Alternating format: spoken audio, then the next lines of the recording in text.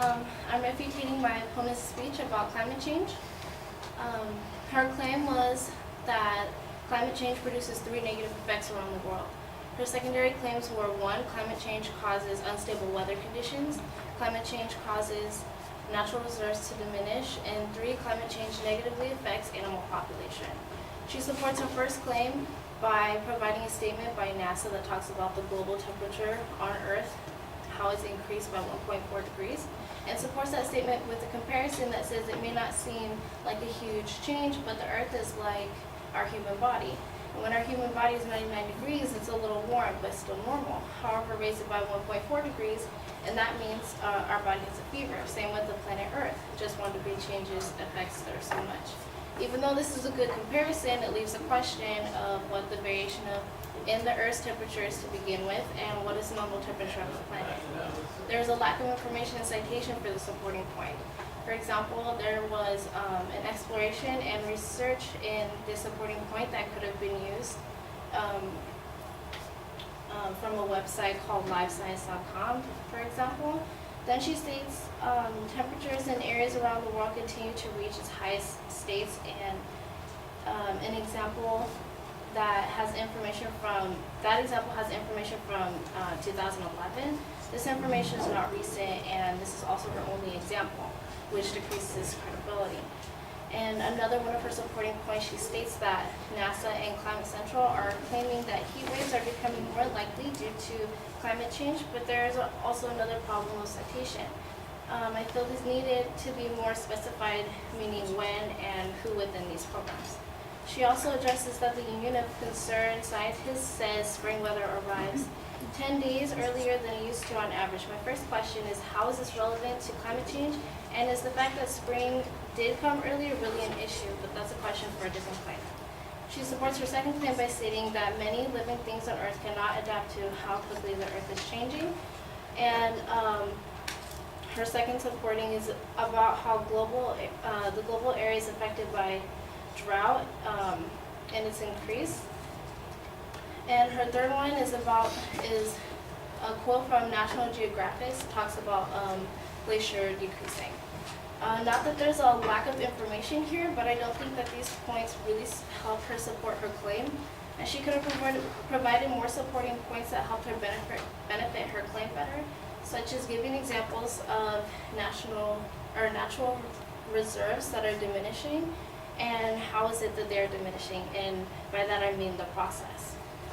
There needed to be better examples of actual natural reserves that are diminishing and the effects of that specific reserve.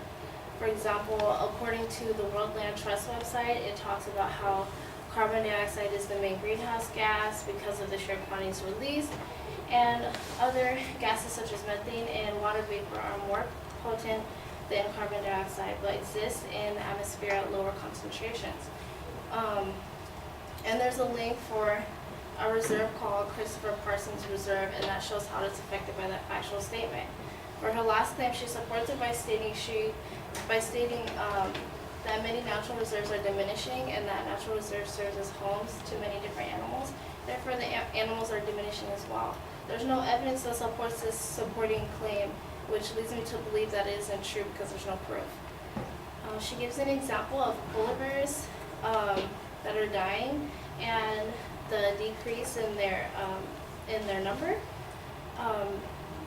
and the polar bears that exist today, but there's no comparison to how many polar bears have existed before.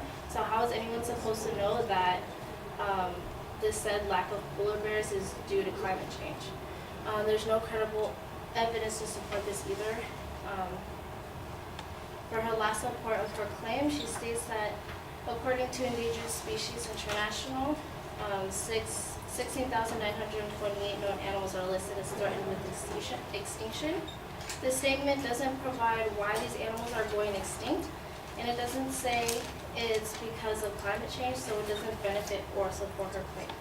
In conclusion, my opponent's speech was good, but needed more evidence and more credible and beneficial information to support her claim.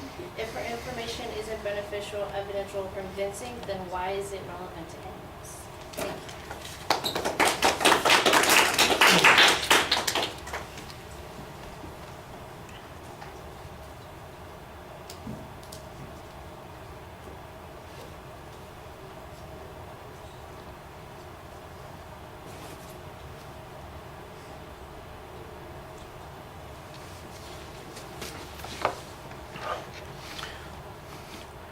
All right, Monica, sometimes you are engaging in a refutation process, but there were several places where, rather than a refutation, it sounded like you're offering a critique of the advocate's speech, where you were saying they didn't provide this type of evidence, here's the kind of evidence that they needed to provide. And in one spot, it even sounded like you started to provide a piece of evidence that would prove their point, as opposed to pointing out that they hadn't really proven their point and leaving it at that. I think you want to be careful about that. This is not like...